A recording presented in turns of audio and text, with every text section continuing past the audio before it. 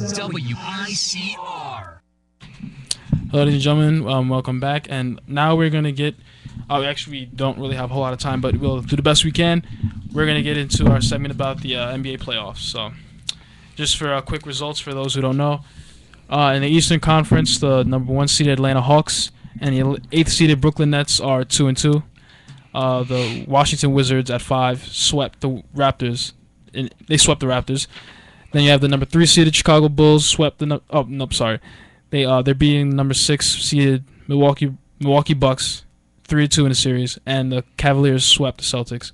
And in the West, the Warriors swept the Pelicans. The Grizzlies are up 3-1 in the series against the Blazers. The Clippers and Spurs are 2 apiece, and the Rockets are beating the Mavericks 3-1 in the series.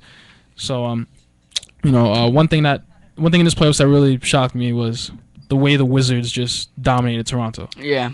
Veteran team really dominating, I think, in my opinion, the Raptors, who are more athletic. And I think that if they were potentially in a different matchup, that they could have made a long run. They could have made for a Vince Carter-like showcase or whatever, because they have pure athletes on that team. Definitely, but the Wizards, they have I guess the playoff mindset, because Paul Pierce is there, and I guess Paul Pierce probably put like a new mindset on how that team should go about playing these games, and just a way how to approach the game. Paul Pierce was probably the biggest motivator on that team. He criticized the Toronto Raptors, saying they don't have the it factor, and for some reason the Raptors fans thought of that as blasphemous. They called him the old dinosaur. Well, with experience comes wisdom, and also some great 3-point shooting and leadership. And I think that leadership and that 3-point shooting and that wisdom really catapulted the Washington Wizards to the next level. And they might be playing some magical ball right now. And the game that they won, the last game they won, it was actually not even close. It was 125 to 98.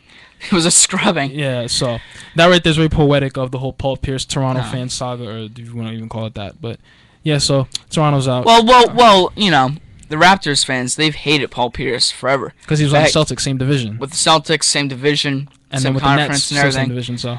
Yeah, so... Anyways, we have to wrap up for the next show. We're gonna spend a whole couple more minutes about this, and then we'll wrap it up. So, just a couple quick points that we're gonna hit, if you don't. I mean, we have to be out kind of early, Rob. Let me just. Yeah, just for like 2 more minutes. So, the Rockets were ready to sweep the Mavericks, and the Mavericks were able to pull out a win. Oh. The Bulls, they should have swept the Bucks by now, and then they just let Milwaukee come back and take 2 games from them. So I don't really see them going far. Atlanta, I definitely don't see them going far. This series should not have been close, and it's 2-2. The Nets don't even have a winning record, and they somehow squeaked in, and yet, they already took 2 games from them. Clippers, Spurs, we all knew that coming into the series that was going to be the most competitive, and it has been. Memphis and Portland.